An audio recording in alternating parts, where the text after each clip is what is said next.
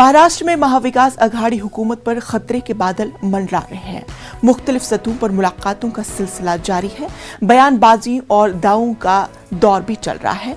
बागियों के अपने दावे हैं तो अघाड़ी की जानिब से भी दावे किए जा रहे हैं।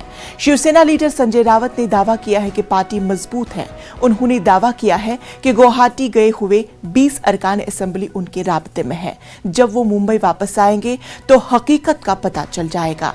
उन्होंने इल्जाम लगाया कि मुंबई छोड़कर ये लीडर दबाव में गए हैं। संजय रावत ने मजीद कहा है कि बाला साहब का शिवसैनिक किसी दबाव में पार्टी नहीं छोड़ता। संजय रावत ने मजीद कहा है कि वजीर आला की किसी के साथ कोई मीटिंग नहीं है। उन्होंने कहा कि फ्लो टेस्ट होगा तो पता चल जाएगा कौन पॉजिटिव है और कौन नेगेटिव।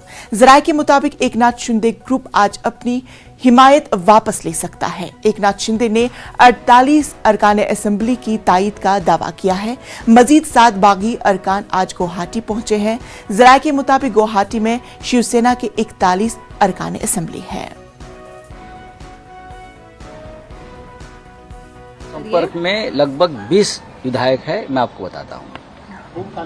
और जब मुंबई में आ जाएंगे तो पूरा खुलासा हो जाएगा। आपने मेरे चेहरे पर देखा है, कोई तनाव है, कोई शिकंज है, कुछ नहीं है। इस प्रकार की जो संकट है, प्रसंग है, तूफान है, उनसे सामना करने का पूरा अनुभव हमको है। हम बाला साहब ठाकरे जी के साथ सालों साल से काम किया है, उद्धव जी के साथ काम किया है। सिर्फ हम बाला साहब के भक्त बोलने से नहीं होता है। जो भक्त बाला साहब का किसी प्रेशर में पार्टी छोड़ता है, ईडी के दबाव में पार्टी छोड़ता है, वो बाला साहब का भक्त नहीं हो सकता। हम है, हमारे ऊपर भी पूरे दबाव है। हमारा एक मंत्री 4 दिन से लगातार ईडी के ऑफिस में जाकर बैठ रहा है, उसने पार्टी नहीं छोड़ी। मैं और मेरे परिवार के ऊपर पूरा दबाव है ईडी का। हम आज भी ठाकरे परिवार और पार्टी के साथ रहेंगे और आखिरी सांस तक रहेंगे। देखिए, जब फ्लोर टेस्ट होगी तो सबकी टेस्ट हो जाएगी। तो नाजरीन, आपको बता दें कि जिस तरह से महाराष्ट्र की सियासत अभी शबाब पर है और इसी दौरान संजय रावत का बयान भी सामने आता है और उन्होंने कहा कि अभी फ्लो टेस्ट होगा और जिसके दौरान ये पता चल जाएगा कि क्या चीज़ पॉजिटिव है और क्या कुछ नेगेटिव हो। ताहम ये बता दें आपको कि महाराष्ट्र में महाविकास अघाड़ी हुकूमत पर खतरे के बादल जो है अभी मंडलाते हुए नजर आ रहे हैं। मुख्तलिफ सतहों पर मुलाकातों का सिलसिला भी जारी है। बयानबाजी और दावों का दौर भी चल रहा है। बागियों ने अपने दावे हैं तो अघाड़ी की जानिब से भी दावे किए जा रहे हैं। शिवसेना लीडर संजय रावत ने दावा किया है कि पार्टी मजबूत है। उन्होंने दावा किया कि गुवाहाटी गए हुए 20 अरकान असेंबली उनके राब्ते में है। तो पूरी तफसीलात हम हासिल करेंगे अपने नुमाइंदे वसीम अंसारी से। वसीम अंसारी, संजय रावत का इस वक्त बड़ा बयान आया है कि फ्लो टेस्ट होगा और साथ में 20 अरकान असेंबली दबाव की सूरत में वहां से चले गए हैं। तो क्या कुछ है तफसीलात? देखिए, एक तरफ शिवसेना ये दावा कर रही है, खास करके संजय राउत का जो अभी बयान आया कि भैया 20 से ज़्यादा भी लोग उनके साथ हैं और ये फ्लोर टेस्टिंग में सामने आ जाए कौन पॉजिटिव कौन निगेटिव, यानी कि बताने की कोशिश कर रहे हैं कि दबाव में कई विधायकों को यहाँ से गुवाहाटी शिफ्ट किया गया है और वो जब मुंबई पहुँचेंगे तब उनके साथ वो कहीं ना कहीं शिवसेना के साथ खड़े रहेंगे। तो जिस तरह से आज जो सबसे अहम रोल है, किरदार निभाया जा रहा है महाराष्ट्र की राजनीति में, वो एकनाथ शिंदे का है और कुछ देर में उनकी बैठक शुरू होने वाली है वहाँ पे। और जो हमारे सूत्र बता रहे हैं, सबसे पहले इस बात पर चर्चा की जाएगी कि कितने विधायक उनके साथ हैं, उनका समर्थक लेटर लिया जाएगा और सबसे पहली बात इस पर भी चर्चा की जाएगी कि असली शिवसेना कौन सी पार्टी असली है, ये बताने की कोशिश की जाएगी। और ये जो 40 विधायक उनके जो दावा किया जा रहा है शिवसेना के उनके साथ हैं, इंडिपेंडेंट्स को छोड़ के, उन विधायकों की सिग्नेचर के साथ ये राज्यपाल को जानकारी दी जाएगी कि असली शिवसेना ये है, क्योंकि सारे विधायक इनके साथ हैं और इसलिए हमने जो समर्थन दिया था महाविकास अघाड़ी सरकार को, अब वो हम अपना समर्थन वापस लेंगे। इसे लेकर चर्चा की जाएगी और एकजुट होने का पूरा फैसला लेने के बाद एक लेटर तैयार किया जा सकता है। उसके बाद की प्रोसेस ये शुरू होगी। अगर राज्यपाल की इस प्रोसेस को मान जाते हैं तो हो सकता है कि ये उद्धव ठाकरे के लिए मुसीबत बन सकती है। और उद्धव ठाकरे का ये दावा है कि असली शिवसेना कौन और नकली शिवसेना कौन, इस पर भी कहीं ना कहीं एक बहस का जरिया भी शुरू हो सकता है। तो जिस तरह से उद्धव ठाकरे पिछले कुछ दिनों में लगातार अपने नेताओं के संपर्क में है, ये बताया जाता है कि आज बैठक होने वाली थी लेकिन वो बैठक नहीं हो रही। अब इमोशनल कार्ड उद्धव ठाकरे की तरफ से खेला जा रहा है। जो नितिन देशमुख जो पहले शिंदे ग्रुप के साथ गए थे, अचानक उनकी तबीयत खराब हुई थी, गुजरात में उन्हें सिविल अस्पताल में वहाँ भर्ती कराया गया था, बाद में नागपुर पहुंचे थे। उन्होंने ये बात पे जोर दिया था कि किस तरह से ज़बरदस्ती विधायकों को वहाँ पे बांध कर लेके जाया जा रहा है, किस तरह से टॉर्चर किया जा रहा है। अब वो रिटर्न आ चुके हैं तो हो सकता है कि 12-1 बजे करीब वो अपनी भूमिका प्रेस कॉन्फ्रेंस के जरिए रखे। तो शिवसेना की पॉलिसी इस वक्त ये नज़र आ रही है कि जो विधायक टूट के गए हैं उन्हें बताना है कि किस तरह से उन्हें दबाव में लेके जाया जा रहा है। राज्यपाल के पास जब ये पहुँचते हैं तो फ्लोर टेस्टिंग की कोशिश यहाँ पे महाविकास आघाड़ी सरकार की तरफ से हो सकती है। आज कुछ देर पहले जो एनसीपी के शरद पवार हैं, जो सर्वसर्वा हैं, उनके घर में बैठक चल रही है। उसमें जो एनसीपी के बड़े नेता हैं, अजीत पवार है, दिलीप वलसे पाटिल है, जयंत पाटिल, ये सारे वहाँ पे मौजूद हैं और डिस्कशन किया जा रहा है कि आगे की रणनीति किस तरह से तय होगी। उस बैठक के बाद सिल्वर ओक से अपने घर से निकल के सड़क पर वाई बी चौहान पहुँचेंगे। वहाँ पर जितने भी एनसीपी के विधायक हैं उनके साथ चर्चा करेगी कि आगे की रणनीति किस तरह से करनी है और किस तरह से अगर फ्लोर टेस्टिंग होती है तो क्या उनके पास इतनी मेजॉरिटी है फ्लोर टेस्टिंग पे जाना है या नहीं जाना। तो सभी की जो निगाह है वो इस वक्त एकनाथ शिंदे की भूमिका पर टिकी हुई है कि एकनाथ शिंदे किस तरह का अपना कॉल लेते हैं, क्या वो लेटर राज्यपाल के पास भेजते हैं। उसके बाद सभी पार्टियां अपने अपने तरीके से रणनीति बनाने की तैयारी में जुट जाएगी। जी तो चलिए वसीम अंसारी, तमाम तर तफसीलात के लिए आपका बेहद शुक्रिया। महाराष्ट्र से इस वक्त की बड़ी खबर आपको बता दें, एकनाथ शिंदे के हामियों ने लगाए पोस्टर, ठाणे शहर में उद्धव ठाकरे के खिलाफ ताकत का मुजाहिरा, बड़े पैमाने पर लगाए गए बैनर्स। तो बड़ी खबर महाराष्ट्र से जुड़ी हुई, एकनाथ शिंदे के हामियों ने पोस्टर लगाए हैं। ठाणे शहर में उद्धव ठाकरे के खिलाफ ताकत का मुजाहिरा किया गया है, बड़े पैमाने पर बैनर्स लगाए गए हैं। तो नाज़रीन आपको बता दें कि महाराष्ट्र की सियासत अभी शबाब पर नजर आ रही है, तो वहीं इस वक्त की बड़ी खबर आ रही है कि एकनाथ शिंदे के हामियों ने दीवारों पर पोस्टर चस्पा किए हैं। ठाणे शहर में उद्धव ठाकरे के खिलाफ ताकत का मुजाहिरा किया गया है, बड़े पैमाने पर बैनर्स लगाए गए हैं। तो तस्वीरों में साफ तौर पर आप देख सकते हैं कि किस तरह से सड़कों पर बैनर्स लगाए गए हैं और साथ में दीवारों पर भी कई सारे पोस्टर्स चस्पा भी कर दिए गए हैं।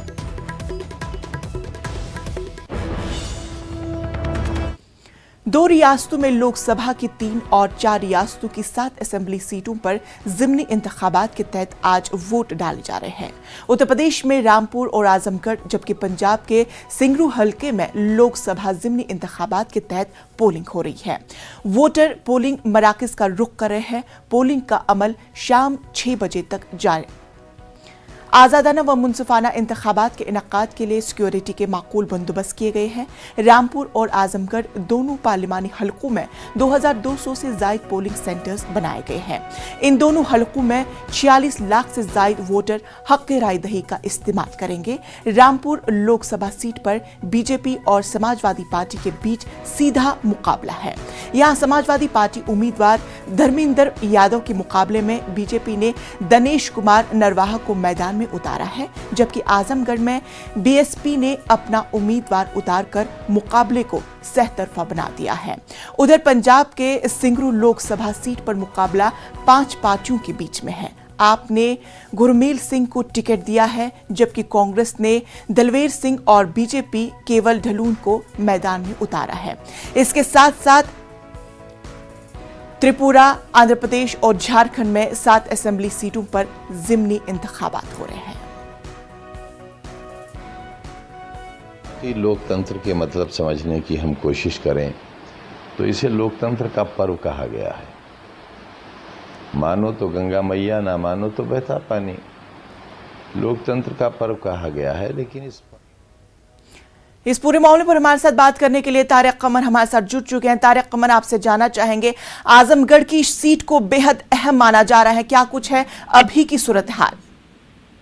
हाँ देखिए, बहुत अहम सीट तस्वुर की जा रही है और पार्टियों ने इसको वकार का मसला बना लिया है। लेकिन हम बता दें आपको कि जो जोशो खरोश देखने को आ रहा है, देखने को मिल रहा है, वो अपने आप में एक गवाही दे रहा है कि मुकाबला खासा दिलचस्प है। और सुबह से ही जिस वक्त से पोलिंग शुरू हुई है उस वक्त से लंबी लंबी कतारों में लोग घरों से बाहर निकले हैं। शदीद गर्मी के बावजूद औरतों की लाइनें अलग लगी हुई हैं, मर्द अलग लाइनों में खड़े हुए हैं और मुकाबला सख्त होने ही इम्कानात रोशन हो गए हैं। हालांकि देखिए, अगर रामपुर और आदमगढ़ की बात करें तो बनिस्बत रामपुर के आदमगढ़ में ज्यादा जोशो खरोश दिखाई दिया है और पोलिंग फीसद भी अभी तक ज्यादा हुआ है। लेकिन अभी ये शाम दूर है, देखते हैं कि क्या सूरत हाल होती है। लेकिन फिलवक्त का मंजरनामा यही है कि बीएसपी ने जो उम्मीदवार उतारा है अपना, उसको लेकर ये वाज़ेह हो गया है कि कहीं ना कहीं जो सियासी बयानबाजी की जा रही थी कि बीएसपी अंदरूनी खाना कहीं बीजेपी की हिमायत करती महसूस होती है। हालांकि यकीन से नहीं कहा जा सकता है क्योंकि बीएसपी के जो जिम्मेदार लीडर हैं उन्होंने इसकी तरदीद की है। ताहम इतना जरूर है कि अचानक एक उम्मीदवार को उतार देना अपने आप में ये इशारा जरूर दे रहा है कि कहीं ना कहीं मफाहमत की गुंजाइशें बीएसपी और बीजेपी के माबैन अंदरूनी खाना नजर आती है। ताहम मुकाबला बहुत दिलचस्प है और लोग बड़ी तादाद में घरों से बाहर निकले हैं। शदीद गर्मी के बावजूद अपने वोट, अपने जमहूरी हक का इस्तेमाल करने के लिए घरों से बाहर आए हैं। जी। तो तारिक कमर ये भी बताया कि पोलिंग मराकज पर किस तरह की सिक्योरिटी के बंदोबस्त किए गए हैं। हाँ देखिए, ये अपने आप में बहुत हसास इलाका भी किया गया है। लेकिन जिला इंतजामिया ने, पुलिस ने और मतलब हुकूमत की हिदायत पर जो इंतजाम किए हैं वो खासे मुनासिब नजर आते हैं और बहुत माहौल बंदोबस्त किए हैं। क्योंकि ये हसास इलाका भी तस्वुर किया जाता है तो पहले से ही किसी तरह की कोई गड़बड़ी ना हो, किसी तरह का कोई गैर समाजी अनासिर जो है सर न उठा सके, उसको लेकर मुनासिब बंदोबस्त है। और उम्मीद यही की जा रही है कि अमनो सुकून के माहौल में पोलिंग शाम तक जारी रहेगी और लोग अपने वोट का बाकायदा इस्तेमाल करेंगे। लेकिन मैं आपको ये भी बता दूं, अपने नाज़रीन तक ये खबर पहुंचा दी जाए कि समाजवादी पार्टी की जानिब से रामपुर के कुछ हल्कों को लेकर, बिलखुसूस टांडा और गड़ियार को लेकर एक खत लिखा गया है जिसमें ये कहा गया है कि पुलिस ने बाकायदा तौर पर दबाव बनाने की कोशिश की है लोगों पर। ये कहते हुए खत लिखा है समाजवादी पार्टी ने इलेक्शन कमीशन को कि बीजेपी के हक में वोट करवाने के लिए पुलिस दबाव बना रही है। तो देखिए, अपने आप में ये भी कहीं ना कहीं इशारा है कि बरसर इक़्तिदार जमात क्या कुछ करने के मूड में है समाजवादी पार्टी के मुताबिक। तो ये मंजरनामा है, तो जाहिर है कि इस मंजरनामे को भी नजरअंदाज नहीं किया जा सकता है क्योंकि तहरीर तौर पर शिकायत समाजवादी पार्टी की जानिब से इलेक्शन कमीशन को की गई है रामपुर के कुछ इलाकों के हवाले से। तो चलिए तारिक कमर, तफसीलात के लिए आपका बेहद शुक्रिया।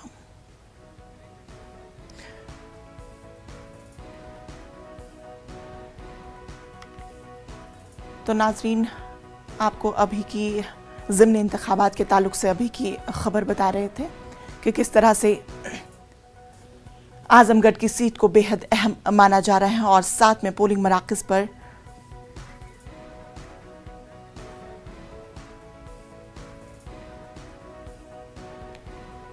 तो और हमारे साथ और एक नुमाइंदे हमारे साथ जुड़ चुके हैं, विनीत कुमार हमारे साथ जुड़ चुके हैं। विनीत, आपसे जानना चाहेंगे पोलिंग मराकज पर इस वक्त किस तरह की सूरत हाल बनी हुई है। जी निश्चित तौर पर मैं आपको बताना चाहूँगा कि यहाँ पर जो पोलिंग है वो अभी फिलहाल बहुत ज़्यादा तेज़ नहीं चल रही है, लेकिन पोलिंग के लिए लोग जो है वो सुबह से ही निकल रहे हैं। इसके साथ ही साथ काफ़ी महत्वपूर्ण जो है वो माना जा रहा है क्योंकि यहाँ पर आम आदमी पार्टी और बीजेपी ने दोनों ने अपने उम्मीदवार में खड़े किए हैं, जहाँ पर आम आदमी पार्टी में का साफ तौर पर दावा है और आम आदमी पार्टी की प्रतिष्ठा भी इसीलिए लगी हुई है क्योंकि विधानसभा में आम आदमी पार्टी के काफ़ी नंबर हैं और अरविंद केजरीवाल चाहते हैं कि जो वो सीट थी उसे वो रिटेन करे। इसके साथ ही साथ बीजेपी के जो उम्मीदवार हैं उनका साफ तौर पे दावा है कि आम आदमी पार्टी जो ने जिन्हें उम्मीदवार बनाया है वो बाहरी में आते हैं और जिसके कारण विधानसभा का जो प्रतिनिधित्व है वो ठीक से नहीं कर पाएंगे, वो विधानसभा का ठीक से मुद्दा जो है वो नहीं समझ पाएंगे। तो इसीलिए उनका साफ तौर पर कहना है, बीजेपी का साफ तौर पर कहना है कि यह बाहरी का मुद्दा है। तो साफ तौर पर अगर हमने इससे पहले भी आम आदमी पार्टी के उम्मीदवार से बात की तब उनका साफ तौर पर कहना था कि जिस तरह से दिल्ली का विकास किया गया है, दिल्ली की विकास इजलास को मॉडल को रखा गया है। आम आदमी पार्टी ने जिस तरह से काम किया है दिल्ली में, उसी काम को वो बढ़ाना चाहते हैं। वहीं पर जिस तरह से अगर हम बीजेपी की बात करें तो बीजेपी आम आदमी पार्टी और दिल्ली सरकार की नाकामियों को जिस तरह से लगातार इन दिनों में आगे बढ़ा रही है, उसकी चर्चा कर रही है साफ तौर पर। इसके साथ ही साथ बीजेपी जो है वो बाहरी बनाम स्थानीय का जो मुद्दा है वो इस विधानसभा चुनाव में आगे करके लड़ रही है। जी तो चलिए विनीत, आपका तफसीलात के लिए बेहद शुक्रिया। तो नाजरीन, इसी के साथ वक्त हुआ छोटे से वक्फे का। बने रहिए न्यूज़ 18 उर्दू के साथ।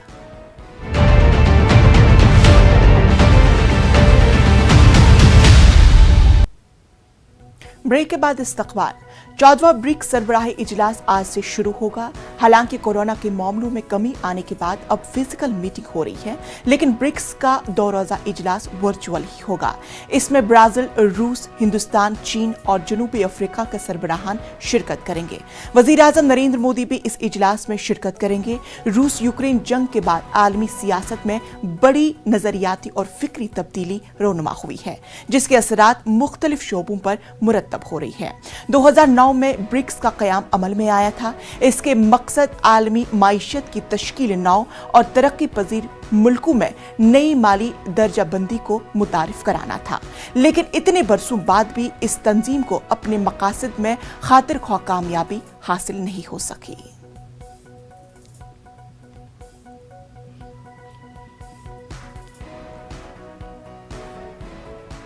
यूपी के पीलीभीत जिला में हुए सड़क हादसे में 10 लोगों की मौत हो गई, जबकि 7 दीगर जख्मी हो गए हैं। हादसा उस वक्त पेश आया जब तेज रफ्तार गाड़ी दरख्त से टकरा गई। हादसे की इतला मिलने पर पहुंची पुलिस ने लाश को पोस्टमार्टम के लिए भेज दिया और जख्मियों को इलाज के लिए करीबी अस्पताल में दाखिल कराया गया है। वजीर आला योगी आदित्यनाथ ने हादसे पर दुख का इजहार किया। ड्राइवर ने इधर रोड से इधर और बीच में जो ऊंचाई होती है हाईवे पर ने एक बारी पहिया चढ़ा दिया।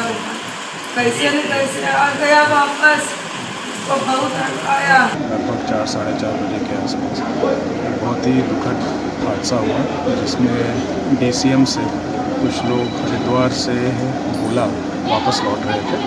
17 लोग कुल थे उस गाड़ी में और उसका एक्सीडेंट होता है और 10 लोग ऑन द स्पॉट ख़त्म हो जाते हैं। बाकी जो 7 लोग हैं उसमें से 2 को बरेली रेफ़र करा गया है और 5 जो इंजर्ड हैं उनको यहाँ जिला अस्पताल पीलीभीत में है उपचार कराया जा रहा है। यहाँ पे सभी डॉक्टर्स उपलब्ध हैं, उनके प्रिलिमिनरी स्कैन्स करा लिए गए हैं और उनको यहाँ पे ट्रीटमेंट दिया जा रहा है। मेरे द्वारा और कप्तान साहब द्वारा आज मौके पे देखा गया है। इनके परिवारजनों से जो गोला में है और पुवाया में है उनसे संपर्क करा जा रहा है और उनको जानकारी देके तत्काल बुलाया। मुल्क में कोरोना के गुज़श्ता 24 घंटों के दौरान 13,313 नए केसेस दर्ज किए गए हैं।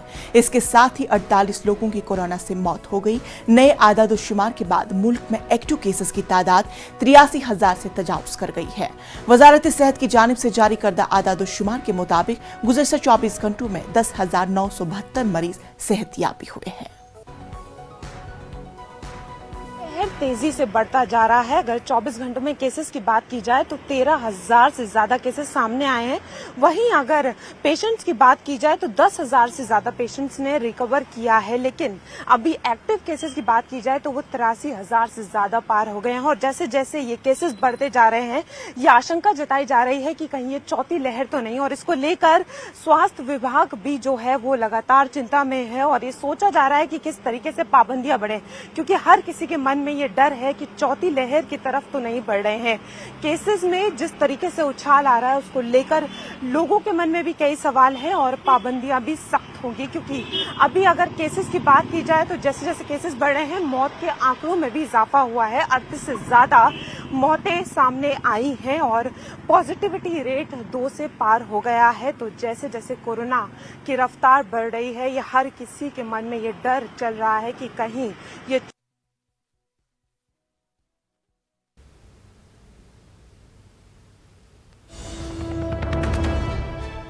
तो नाजरीन, इस वक्त की बड़ी खबर आपको बता दें जम्मू कश्मीर से।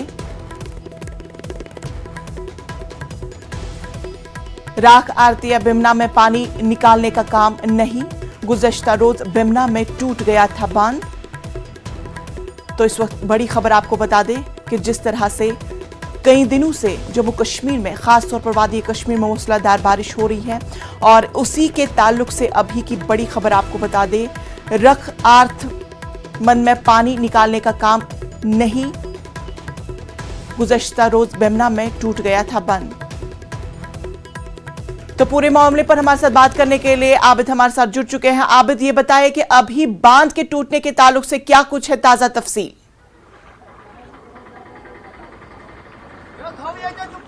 इंशा, हम अभी रखारत बेमना में है। ये एक ऐसी कॉलोनी है जहाँ पे जो ड्रग डीलर्स थे उनको रिहेबिलिटेट किया गया था। मैं आपको दिखाऊंगा, ये पानी है पीछे, आप देखिए पूरा इलाका जो है ज़ेरे-आब आ चुका है। कल बेमना में बांध टूटा था, उसके बाद आप देखिए ये पूरा जो इलाका है, इस पूरे इलाके में पानी जमा हुआ है। यहाँ पे हम आपको घर भी दिखाना चाहते हैं।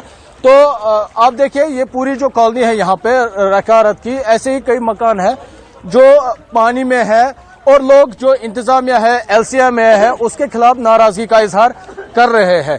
तो लोगों का कहना है कि कई मरतबा हमने जो एलसीए में महकमा है या कोई भी मुतल्लिका महकमा है उनके पास गए, अपनी शिकायत दी और इनको इंतबा भी दी, अगर यहाँ पे ऐसा कुछ होता है तो यहाँ पे पानी निकलने का कोई इंतजाम नहीं है। ये देखिए ये सतह यहाँ पे तकरीबन 1-2 फीट पानी अभी भी है यहाँ पे और लोगों का चलना जो है वो दुश्वार हो रहा है जी। लोगों का कहना है कि जो कल बेमना में बांध टूटा था, बांध टूटने के बाद जो सारा पानी है वो यहाँ पे जमा हो गया है और कल से अब तक पानी नहीं निकला है और इंतजाम की जानिब से भी कोई इंतजाम नहीं किया गया है। मेरे साथ कुछ लोग हैं, इनसे हम बात करने की कोशिश करेंगे कि किस तरह की नाराजगी है इंतजामिया के साथ और वो क्या चाहते हैं। मुझे अपना नाम बताइए आप।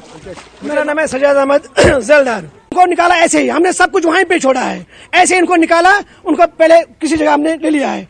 अब हम बार बार बोलना पड़ा, बार बार हमने कह दिया है कि A3 की हालत देखिए, आप A3 की हालत देखिए, कोई यहाँ पे रोड नहीं है, बिजली नहीं है, यहाँ पानी नहीं है। हम अपने ही डल में ठीक थे, हम वहाँ कुछ कमा रहे थे, रोजगार हमारा वहाँ पे था, यहाँ कोई रोजगार है ही नहीं। हम वहाँ से चले गए इसलिए कि अच्छा पानी यहाँ पे जमा है, इसके हवाले से आप गए, जो महकमा है उन्होंने क्या कहा?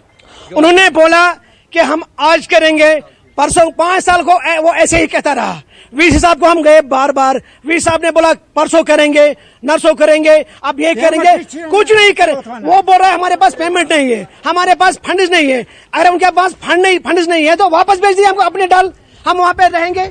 इंशा, आपने सुना जिस तरह से जो 2014 का तबाहकुन सैलाब था, उसके बाद जो इंतजामिया थी, यहाँ की सरकार थी, उन्होंने कहा था वो इकदाम करेंगे और आइंदा ऐसी कोई भी सूरत हाल पैदा नहीं हुई। लेकिन ये हालत है, आप देखिए ये लोगों का भी कहना है कि लगातार वो इंतजामिया के पास गए, इंतबा दी, उन्होंने पहले ही इंतजामिया को बोला था कि अगर कुछ ऐसा होता है, बारिश ज्यादा होती है तो इनका जो इलाका है पानी में डूब जाएगा, लेकिन इंतजामिया नहीं मानी। और देखिए आप देखिए, तो चलिए आबिद, तफसीलात के लिए आपका बेहद शुक्रिया। उम्मीद करते हैं कि उनकी परेशानी भी जल्द अज जल्द खत्म हो जाएगी।